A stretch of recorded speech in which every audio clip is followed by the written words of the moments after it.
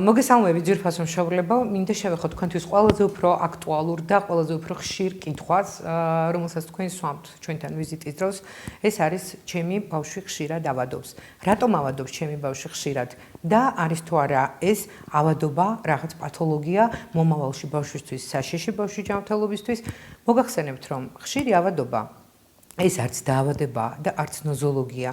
ეს არის ორგანიზმის იმუნური სისტემის გამოსწორებადი ცვლილება, რომელიც აუცილებლად დაკავშირებულია ბავშვის ასაკთან, გარემო ფაქტორებთან, ბავშვის შინაგან და გარეგან მდგომარეობასთან და ასე შემდეგ. მოდით ჩვენ განსაზღვროთ, რას ნიშნავს ხშირი ავადობა. ხშირი ავადობა ეს ზოგჯერ ფიზიოლოგიურია და გარკვეული ასაკისათვის, გარკვეული რაოდენობით ავადობა წლის განმავლობაში ეს არის აბსოლუტური ნორმა. მაგალითად, 0-დან 1 წლამდე ბავშვმა წლის განმავლობაში შეიძლება იავადოს სულ რაღაც 4-ჯერ. იმიტომ რომ ბავშვს დედისგან მიღებული იმუნიტეტი ჯერ კიდევ აქვს და ეს იმუნიტეტი არაჩვეულებრივად მუშაობს.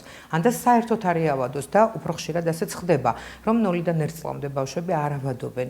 თუ ბავშვმა იავადა 4-ჯერ და მეტჯერ, ეს უკვე ნიშნავს, რომ ბავშვმა რაღაც ამ პერიოდში ხშირად იავადა ამ ასაკისთვის დამახასიათებელ პერიოდში.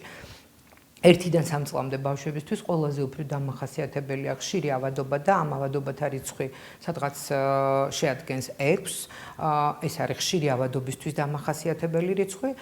3 წლიდან 5 წლამდე ბავშვმა შეიძლება იავადოს წელიწადში დაახლოებით 4-ჯერ, 5-ჯერ, მაგრამ თუ მეტჯერ გახდა ავადა, ეს უკვე ხშირ ავადობას ნიშნავს.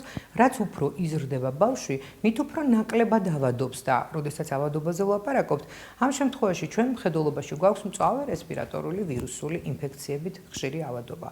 თუ ბავშვი ეპიდემიის პერიოდში ავადობს ხშირად, ეს აბსოლუტურ ნორმას წარმოადგენს. თუ ბავშვს აქვს შესაბამისად რაღაც ფონი ოჯახში დაავადდა ვირუსული ინფექციით რომელიმე წევრი და ბავშვიც გახდა ავად. ესეც არის ჩვეულებრივი ნორმა. თუ ბავშვმა იავადა 4-5 დღის განმავლობაში დაძლია ვირუსული ინფექცია, არ გართულდა და ბავშვი გახდა კარგად, ეს იმას ნიშნავს, რომ თქვენი ბავშვი არის აბსოლუტურად ნორმალური და აბსოლუტურად სწორად შეუძლია ავადობა ვირუსული ინფექციით. მაგრამ ხშირ ავადობაზე უფრო მეტად ჩვენ გვაღელვებს ხანგრძლივი ავადობა ბავშვის. როდესაც ბავშვი იწყებს ავადობას ვირუსული ინფექციით, ხდება ავად ვირუსული ინფექციით და ძალიან მალე აქტივდება მეორადი ბაქტერიული ფლორა, ვითარდება რაღაც ბაქტერიული ინფექცია, რთულდება ბრონქიტით, რთულდება ბავშვი პნევმონიით და ასე შემდეგ და 5 დღის ნაცვლად ბავშვის ავადობა გრძელდება სადღაც 2 კვირა, 1 თვე და ასე შემდეგ. ამ შემთხვევაში თქვენი ექიმი უკვე გადაწყვეტს რა გამოკვლევები ჭირდება ბავშვს და რასთან დაკავშირებით, რასთან გვაქვს საქმე და როგორ უნდა ვუმკურნალოთ თქვენ ბავშვს. ძალიან გთხოვთ, არანაირი თვითმკურნალობა, იმუნომამოდულირებელი, იმუნომასტიმულირებელი საშუალებებით, ვიტამინების ჭარბი მიღება, რამაც შეიძლება ბავშვის ორგანიზმის იმუნოლოგიური სისტემა პირიქით დათრგუნოს, არ განავითაროს, არ გააქტიუროს, ან და აბსოლუტურად სხვა მიმართულებით გააქტიუროს, რომელიც არ იქნება არანაირი სასურველი არანაირად და არანაირ შედეგს არ გამოიღებს. მშობლები ხშირად კითხულობენ, რატომ აქვს ჩემ შვილს სუსტი ყელი? აი აქვე მინდა ეს განმარტება მოგცეთ, რომ თქვენ შვილს სუსტი ყელი არ აქვს და ნებისმიერი ვირუსული ინფექცია ან ბაქტერიული ინფექცია არ არის მხოლოდ და მხოლოდ იმ მომენტში, როდესაც ექიმი ამბობს, რომ ყელი ჰიპერემიულია, ხახა ჰიპერემიულია, არ არის ეს ჰიპერემია აუცილებლად დავუშვათ ან ანგინა, როგორც თქვენ უწოდებთ ამას, ან კიდევ სხვა რაღაც ყელის პათოლოგია. უბრალოდ ადგილობრივად ხახის ლორწოვანში ხდება გამომწვევი აგენტის და ორგანიზმის იმუნოკომპეტენტური უჯრედების შეხვედრა და მათ შორის ხდება ურთიერთგაცნობა, რომელიც ძალიან ხშირად ჩხუბით მთავრდება, ვინაიდან ის არის უცხო აგენტი, რომელიც ორგანიზმში შეიჭრა. ჩხუბი იწვევს გაწითლებას, ჰიპერემიას, შეშუპებას, ჰიპერპლაზიას და აქედან გამომდინარე, როდესაც ექიმი ათვალიერებს ბავშვს, ხახა ჰიპერემიულია, გეტყვით ამას. ნუჩსებური ჯირკვლები ჰიპერპლაზიურია, მაგრამ ეს არ ნიშნავს იმას, რომ ჩვენ გვაქვს აქ პათოლოგია და სასწრაფოდ უნდა მოვაცილოთ ეს წარმონაქმნი ბავშვს. ამას გადაწყვეტს ოტორინოლარინგოლოგი, ამას გადაწყვეტს პედიატრი თვითონ და არავითარ შემთხვევაში ხშირად თქვენი დაჟინებული მოთხოვნა, რომ მე მინდა გავაკეთო ოპერაცია, მე მინდა მოვაცილო ბავშვს ეს ვეგეტაციური რგოლი. ამას გადაწყვეტს პროფესიონალი ოტორინოლარინგოლოგი. რა ხდება ბავშვის ხშირად ავადობის მიზეზი? ეს შეიძლება იყოს ორგანიზმის ენდოგენური ფაქტორები, ანუ შინაგანი მიზეზები და ეგზოგენური მიზეზები. ეგზოგენურ მიზეზებში შედის დაბინძურებული ეკოლოგია, დაბინძურებული გარემო, გენმოდიფიცირებული საკვები, პესტიციდებით და ჰერბიციდებით გაჯერებული საკვები.